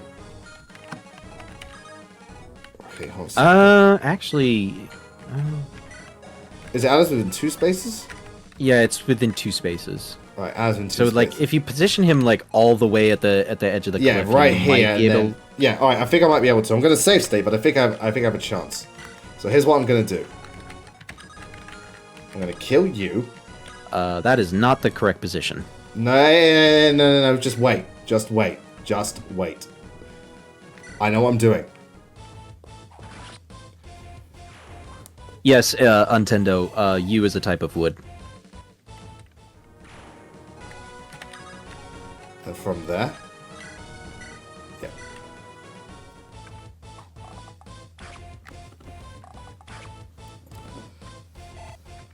Okay, so here's the plan. So it's 2 spaces away. Yeah, knew it! Boom! See, I told you I knew what I was doing. Ah! Boom headshot. Sorry, someone just messaged saying hello. Hi, Sierra. Tio Xavier. Is that spelled? Good to see you. Sorry I mispronounced your name, but thank you so much for tuning in and welcome to the stream. Thank you so much for joining us, and welcome to Fire Emblem Darius the Conqueror, made by my buddy Zane, who's joining me as a co-host as well. Thank you so much for tuning in. Mwah, thank you. Well, Rooster Teeth, yeah, I heard they're getting shut down. Yeah, that situation sucks. I heard mixed things about... I heard mixed things about the company, but obviously a lot of people did work there. There's a lot of people out of work with all these damn layoffs, which is really unfortunate. And obviously, people still very much loved Ruby and Death Battle. We don't know what's going on with that. Yeah, if you like, Zane, do you want to link your YouTube channel, which has links to the ROM, so you can play it for yourself? Yeah, sure. Yeah, please go ahead. Yeah. I hope you enjoy it, Xavier.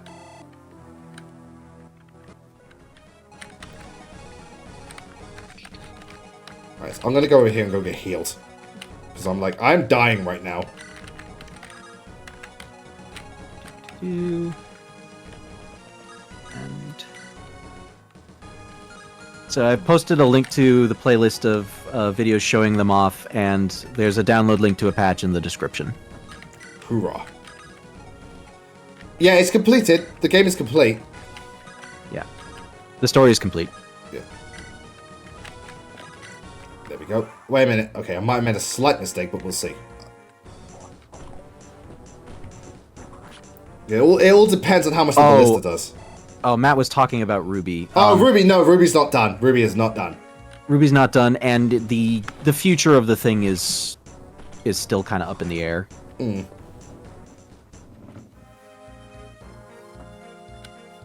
Oh, well, that guy's dead. Oh, God, there's more of you. He's dead. At the very least, I can easily kill this dude. Yes, some of these early maps, I did go a little overboard with the amount of enemy reinforcements. Honest to God, I don't know. You've got a lot of units here. I mean, also, I think if you're very new to FE, maybe, but honest to God, how many people that are new to FE play ROMHacks? Yeah.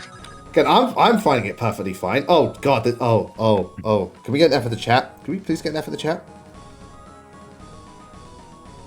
Oh, my goodness. This is something else. I mean, I don't need it, but I'm not actually going to use it. I'm not going to use it because it's going to be a waste, but I will do this. Yes. Oh, shit! Somebody else will probably finance Death Battle. Sorry, you were going to say, Zane? I was going to say, remember that you can attack from 3 range with Persephone. Yeah, sorry, that's one of those things you've got to unlearn. Yeah. I had to playtest this thing so much and play through it so much that that I'm used to using. Well, you would be. Yeah, exactly. Also, this isn't ambush spawn. This is just respawn. Ambush spawn is the worst, though. Oh god, that's one final thing I could thankfully do without. Hey, you know what? Ambush spawns, aka STR. Seriously, this same guy's term reinforcements. Yeah, this guy's levels are just really good across the board. Very nicely balanced. He's got bad res, but that's such a minor thing. Yeah. Right, so let me go. Lysander is speed apparently, which is weird because I think he has only like a, what is it, like a 45% growth in that. Well, now it's a 455%. Basically. Yay, dodge.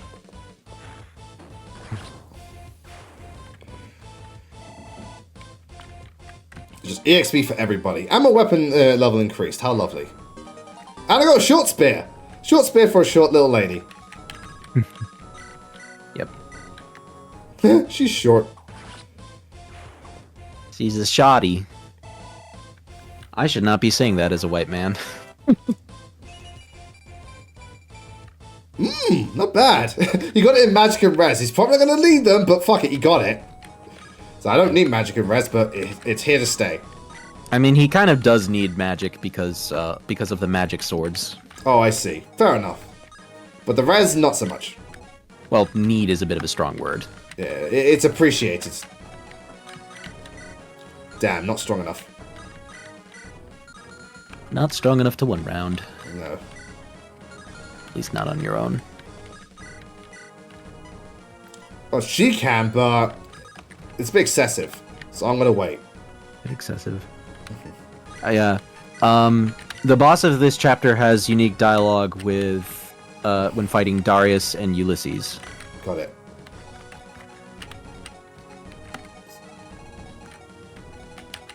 Okay, You could probably have shot those mages with Pharaoh's bow. Oh, I forgot she has a bow. No, but they would have retaliated and done quite a bit of damage. And I wouldn't have Not from doubled that them. range. Oh, again, sorry. Again. I'm sorry, it's something I've just got to unlearn. Yeah. Sorry, it's just it's force of habit, if you will. Oh shit, there's griffins. No, I've got a better use for you. Right. Oh yeah, weapon triangle for that. So you know what I'll do? Wait, hold on a sec. What? The Thunder has weapon triangle against the Fire Tome? Apparently, they might do done it based on the Tellius thing. That's weird. I do not know how I did not ever notice that. Maybe it comes under Dark Tome. No, it would not be a Dark Tome. It's anima. Yeah, it's anima.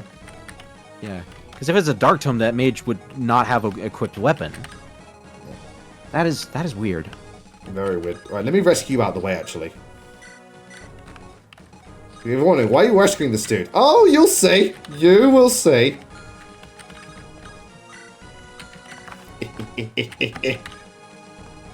Braxtonian's asking, what's the verdict on this so far? Ah, Braxtonian, also good to see you. What's my verdict? I like it. You know, quite a more down-to-earth Fire Emblem game, but it has some quite very nice fantasy elements, which I very appreciate. It definitely cuts to the chase much quicker, and it's also, it feels like a less extreme Black Dragon, because Black Dragon got kind of crazy with the gameplay at times. Yeah. For better and worse. I found it fun, but, like, you saw how busted some of my units got. Yeah. It's crazy. Back when I didn't really know any better. No, but again, it was your first attempt. It was your first attempt. That's the big problem. To be ashamed of. Yeah. This is why you don't go. This is why you don't try to make your magnum opus first, because it will not live up to. It will not live up to the quality that you. Well, in very rare instances, it will, but that's very, very rare. Yeah. Usually, it's the result of your first attempt not being your actual first attempt, but something where you have experience beforehand. Yeah. Oh, fucking hell, that was not meant to happen, but alright. That's unfortunate. Yeah, that is unfortunate. Let me get rid of you. Boom.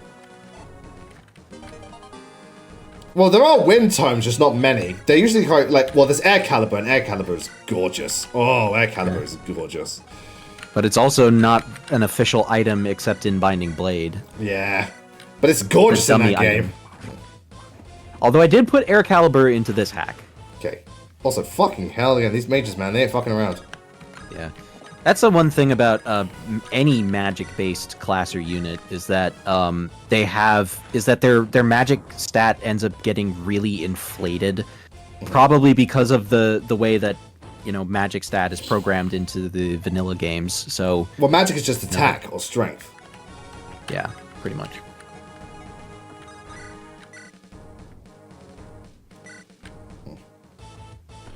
Miss! What? Fucking RNG. Oh, that's unfortunate. Yeah, fucking RNG. I guess Farah may not end up being your best girl after all. Well, no, that's not her fault. That's just RNG being a shit. Yeah. Anyway, let's just see what happens. If you're not careful, Willow might be dead. Well, let's just see how things go.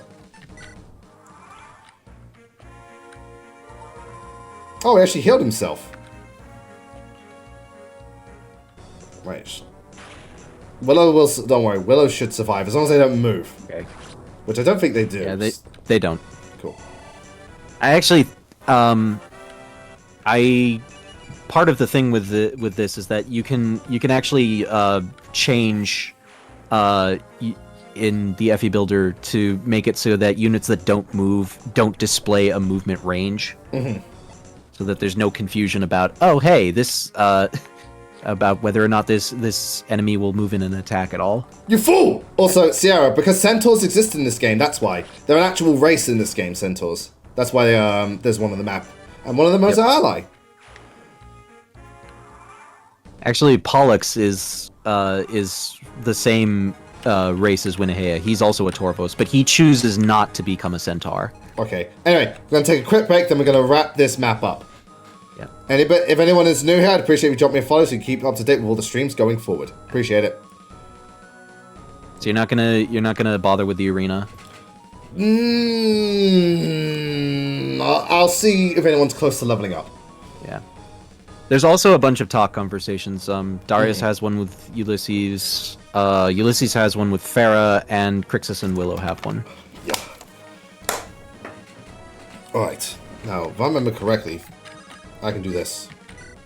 Yeah, get fucked. So I say, I have a bow. Now die. I have a boner. Well, whenever I use a knight, it happens.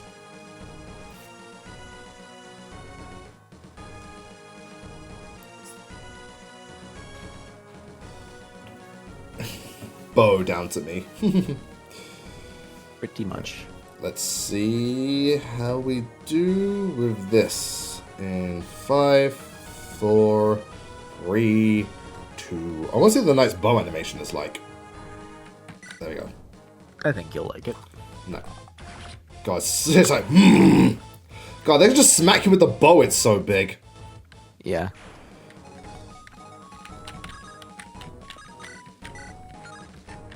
Right, we can't double, but we can do a lot of damage.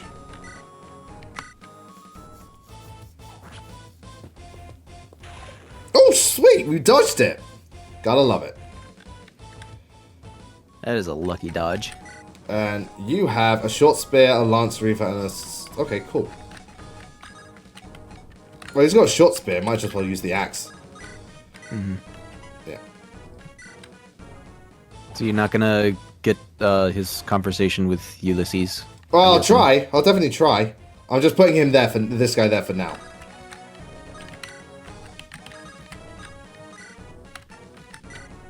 There we go.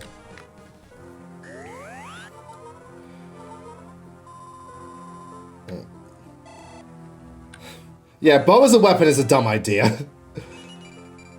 Matt, like I said, the story about how people responded to Black Dragon is one that I do plan on telling, but not right now, because it needs time, and for me to explain the whole thing.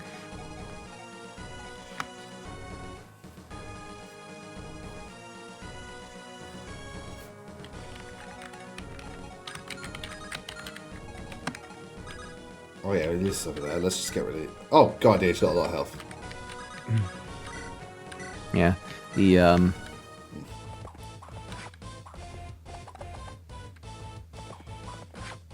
yeah, these I did kind of inflate the HP stats of a lot of units in this hack.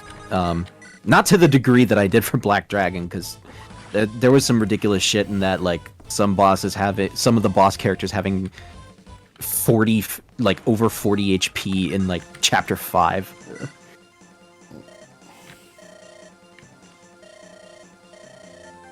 Do the graves give 60 avoid? I don't think so. Wait, what graves? Oh, the grave tiles. All right. Yeah, that's part of the custom map tiles that I imported. No, they're literally just 0. They're just for the aesthetic. Yeah. The church gives a void because they're meant to be like houses. Pretty much. Let's see who can support with who. I mean, it will appear on a... Oh, well, there you go. Let me do that. Let me just move thing into position. Yeah. The church is just, again, it's just a placeholder. It doesn't actually do anything specific. It's just like, it's another graphic for the houses. That's all it is. Yeah, I want to have to discuss with you. What's that? Where'd your strength stat go? Shut the fuck up. Oh god, it's Salty Erica. Hey sister, where's your strength stat? Yeah, because it's in the FEA engine.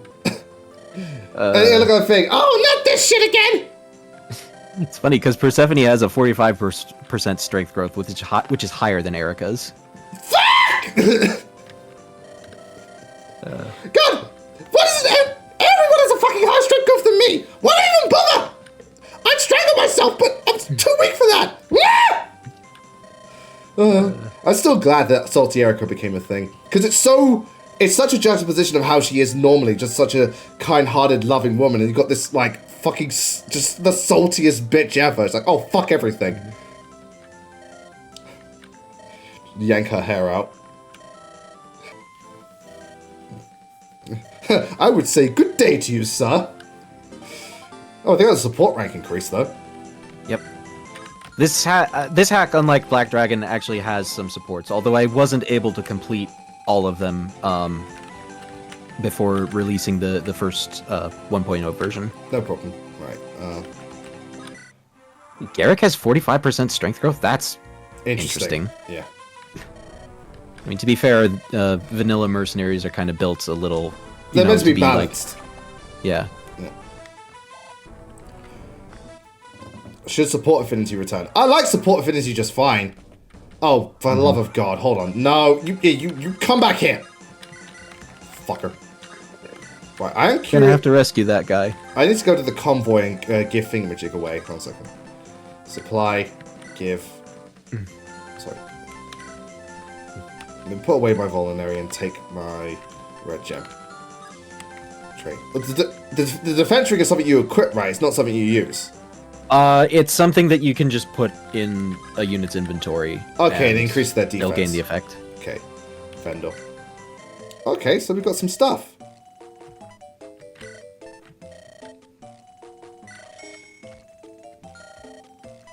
Yeah.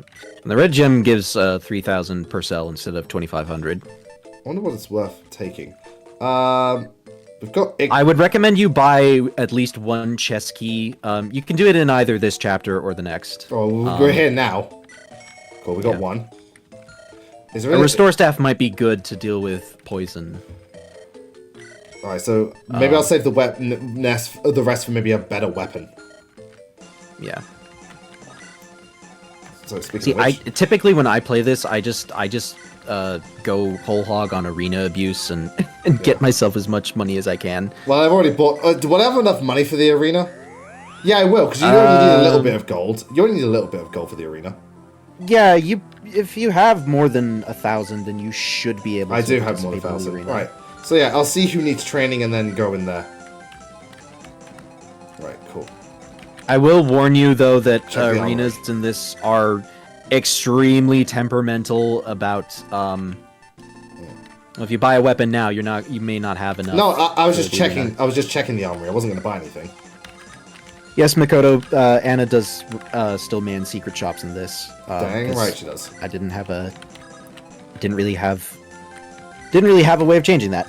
Yeah. At least not right away. Right. Okay, so good. Can anyone talk? Is there anyone else worth talking to? Alright, there's one person over here. Nobody else? No. We can't talk to the king. It's Darius and Ulysses, Farah and Ulysses, and Willow and Crixus have talk conversations. Farah and Ulysses. Alright, yeah.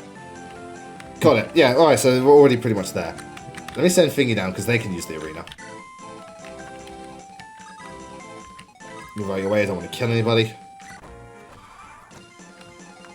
Right, so let me quickly do the arena and see how that goes. Oh, let me heal myself. Wait, oh shit. I'm too out of far range for healing. Alright, let me come back. Let me come back. Because I am not going into the arena with our not full HP. That's just really stupid. Mm-hmm.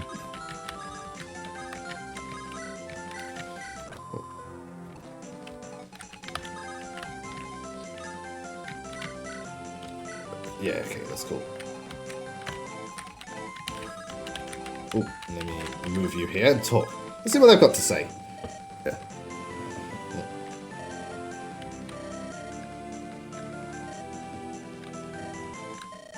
Yeah. So they know each other. Yeah. Yeah. Willow and Crixus, like I said, they become a couple if you max out their supports. Yeah. Do supports affect arena battles? Well, I imagine what is in terms of giving you buffs. I don't know. I think so. Yeah. Sierra is saying that they do. If they're close enough, then yeah.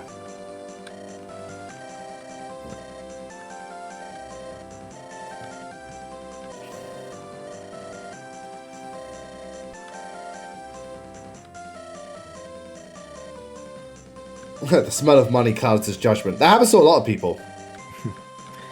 Yeah, Ulysses, I kind of wrote him to, start out seeming like he's a bit, of just trying to get money, but, a bit of a greedy guts, but as the story goes on, he becomes a little, he becomes a little bit more fleshed out, and I think he's actually my personal favorite character in terms of how I wrote him. Cool.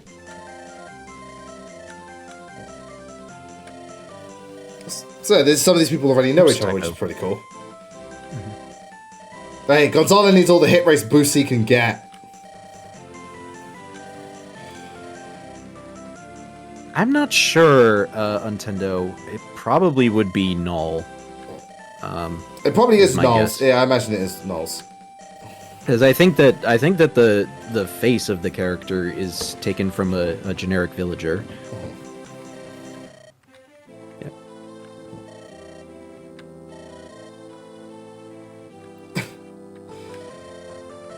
So, are those two, because it said your woman, are they acquainted? Yeah, Farah and Ulysses are actually kind of a couple in, like they're not married, and Farah kind of has a thing where she's a bit of a tsundere towards him, and she denies having feelings for him, but she does. Okay. Right, let's try we'll try the arena next time. Anyone else in the arena? No. You can get Sierra Mac. The sprite you're referring to is just the regular fighter sprite. It's a custom thing that I got from the hacking community's resource repo. Okay. Let's try the arena out. Yep. Druid. Oh, you will learn to hate magic classes in the arena. They are so annoying to fight. They have an annoying habit of doubling when they don't really deserve to. Hey, we did it! Oh. We didn't level up, but we did it. And we got money. Cool. We'll try it one more time. It's funny because this hack, in its early stages, actually had a similar problem to Darius the Conqueror, where it gave a ridiculous amount of... each kill gave a ridiculous amount of EXP. I actually learned that there's a hidden mechanic in Vanilla Sacred Stones where if a character is particularly high leveled in the early parts of Sacred Stones, like from chapter 1 through 8. Erica's bit. So basically Erica's bit, yeah? Yeah, basically the prologue part of Sacred Stones. Mm-hmm. They actually gain more EXP if they're higher leveled. And it's meant as a way to, not have Seth be completely useless, as in the early portions of the game. Wait. So when you say completely useless, you mean getting no EXP gains? Because Seth is anything but useless. Yeah. Yeah, pretty much. Training him not suck, I should probably have said. To be fair, though, he doesn't even need training. He can solo the whole game. The thing is that when you're making a Fire Emblem ROM hack, what's supposed to make the EXP calculation go back to normal is when you split off. What the hell happened here? Oh, yeah, this is just kind of a thing, I think, that any time that there's a on-map conversation that has 4 character portraits, one of them always just glitches out. Oh, God, I'm possessed! Oh, God, I mean, it's funny. Oh, God, I'm possessed. I got zombies. Yeah. But as I was saying, what's supposed to make XP calculation go back to normal is when you go into the branching paths with either Ephraim or Erica's route. Yeah. But the thing is that if you're making a ROM hack, you don't do that. So if you don't go into the editor and set the mode coefficient setting off, you'll gain absurd amounts of experience points. Which is what happened with Black Dragon, right? Yeah, it happened with Black Dragon, and it happened with this, like, I was more than halfway done with the hack before I got told about... the EXP thing. Yeah, about the whole mode coefficient thing, so it didn't get fixed for a long time. Hey, but it's fixed now. Yep. Right, there was another particularly bad issue with the hack that also didn't get fixed until after I had completed the 1.0 version. What was that? Because... It had to do with a bunch of stabs. I'll talk about it a little more once we get actual status stabs like sleep or silence. Got it.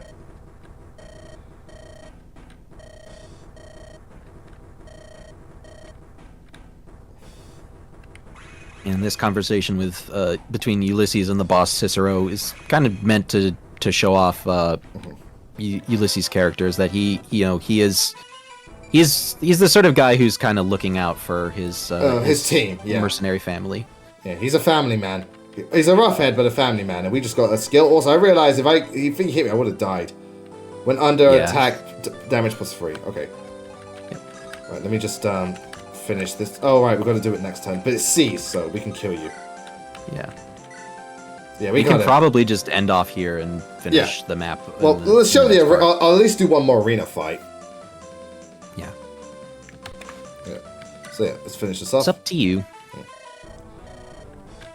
Okay, you see with the sword in your hand. I'm using a lance, stupid.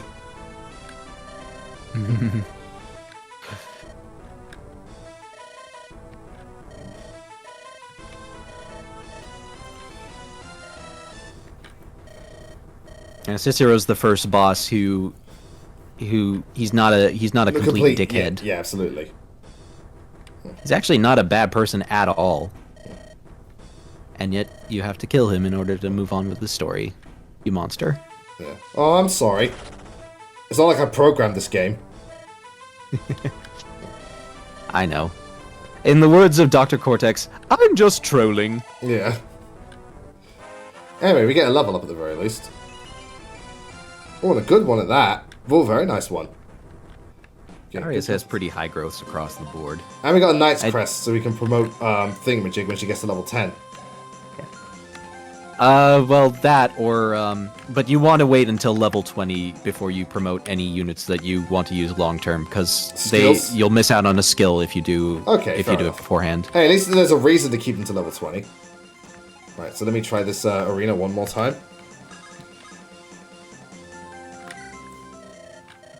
Ew, early promotion. Tell that to an LTC player. It's like early promotion and they'll come. Yeah. I'm actually really curious to see what an LTC of this would look like, given the whole